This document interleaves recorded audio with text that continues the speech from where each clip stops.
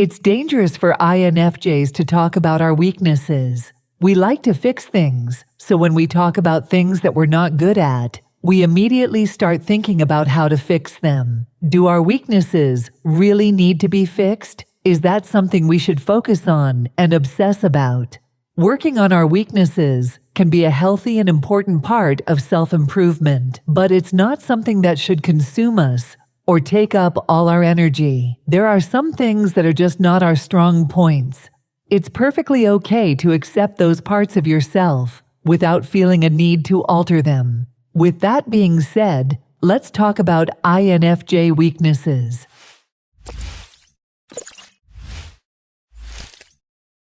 Number 1. Secretiveness. Carl Jung once said, "If the intuitive introvert spoke what he really perceives, then practically nobody would understand him. He would be misunderstood. So they learn to keep things to themselves, and you hardly ever hear them talk of these things." Though INFJs value honesty, they do tend to be extremely private. They are aware that their thoughts and ideas are unique and may be misunderstood by most people. As a defense mechanism, they also choose to share very little about their personal life. Because of their secretiveness, the INFJ type often appears enigmatic or mysterious, not only to strangers, but to close friends, partners, and family members as well. This can make it really hard for some of them to interact with them and hold conversations spontaneously. Though being extremely private isn't necessarily a weakness, it can lead to misunderstandings or even conflict if the other person perceives their attitude as aloof or arrogant. Number 2. Abstract thinking. INFJs are creative. They love to use their unique ideas to create beauty and inspire others. They are also good at abstract thinking,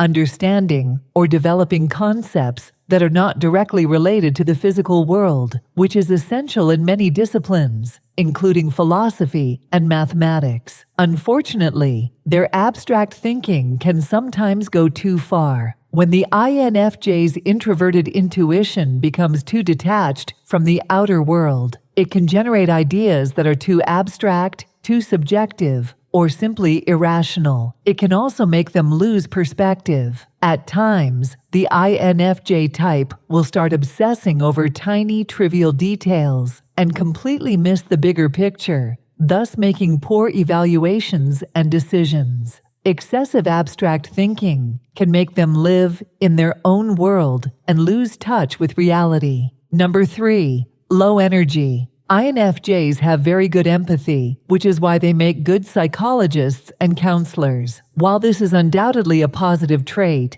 INFJs must learn to protect their energy before other people drain it excessively. Due to their empathy, INFJs have a deep desire for everyone to feel at ease. This means that they can end up going out of their way to keep people around them happy. They may find it difficult to say no to others, even when they really want to protect their energy and mental health. However, you can't always keep everyone happy, and trying to do this is a recipe for disaster. Energy vampires, those who live off drama and gossip, and fake friends are the absolute worst. Thankfully, the INFJ's intuition allows them to spot these kinds of people almost instantly and protect themselves. INFJs hate drama and small talk, so most energy vampires won't be able to grab their attention. Number 4. All or nothing attitude. Motivated by beauty and perfection, this personality type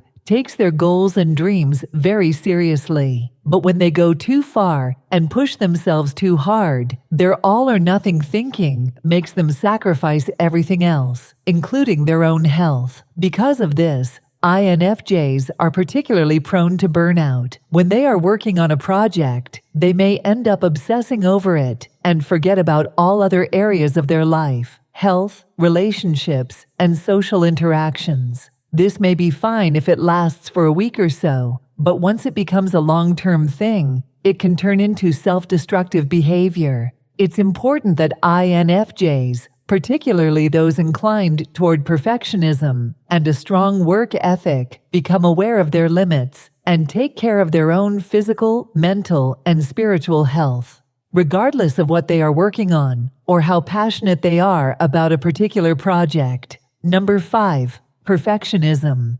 INFJ perfectionism is closely tied to our sensitivity to criticism. We have the desire to present ourselves to the world in a way that seems flawless. While we're aware that no one is perfect, we have this deep desire to try to be as perfect as possible, or to at least seem so to others. The root of this arises from the desire to avoid the pain of rejection, which ultimately results from the desire to be loved. It's important to note that by avoiding rejection, you're also avoiding the potential for love. In this way, fear keeps you from finding the very thing you seek. This is one reason we do things like stifle our intuition in favor of doing what the people around us are doing, or what we're actually rewarded for doing.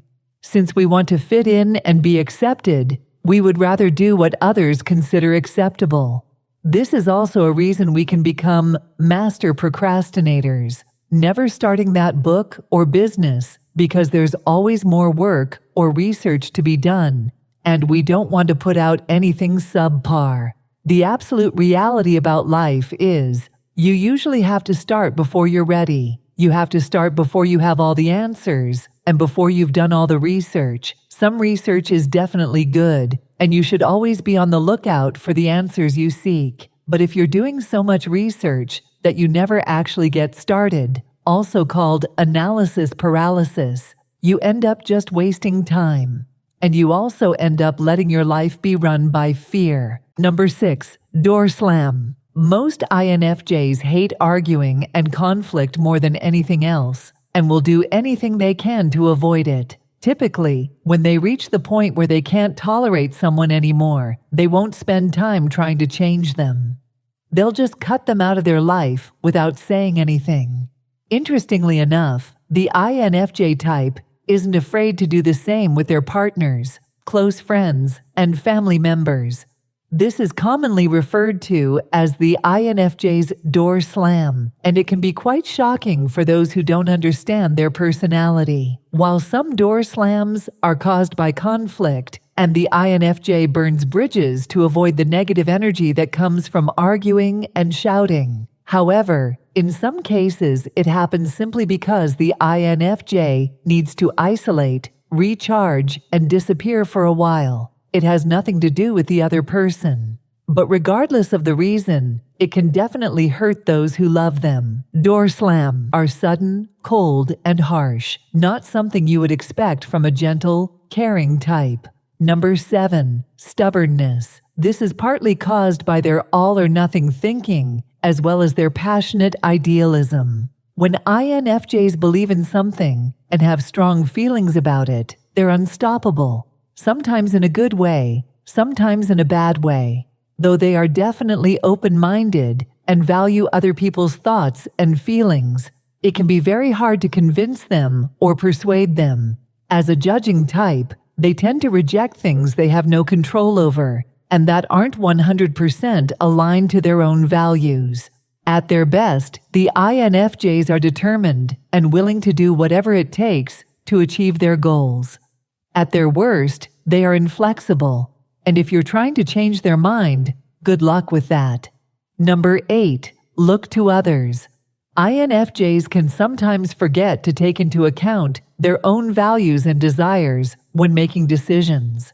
They can look to what other people think first. This can mean that they lose touch with their own true beliefs, priorities, and morals. When this happens, INFJs can feel lost and can be unsure of who they really are. They become so used to thinking about others, they forget to stay in touch with themselves. It's important for INFJs to spend time reflecting on their own thoughts and feelings so they can make decisions that are right for them. In addition, everyone has different values, and it's okay if yours don't match those of other people. It doesn't mean that you can't have a great friendship or relationship with them. In fact, going against the grain can actually spark interest, and a lot of people respect people who stand up for their beliefs. Number 9, idealism. Because we INFJs spend so much time in our heads and spend so much time dwelling on the ideal, it's very common for us to forget the here and now and the practical. We would rather understand why people do what they do.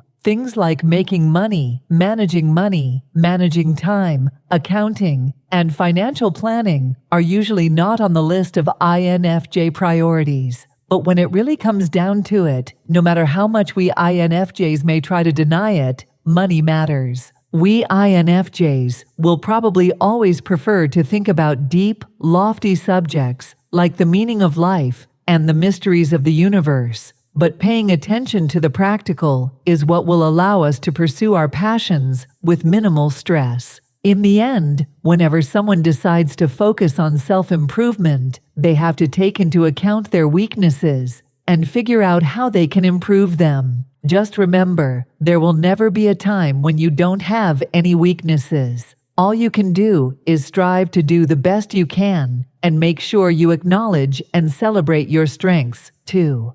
If you find this video helpful, please consider liking and subscribing.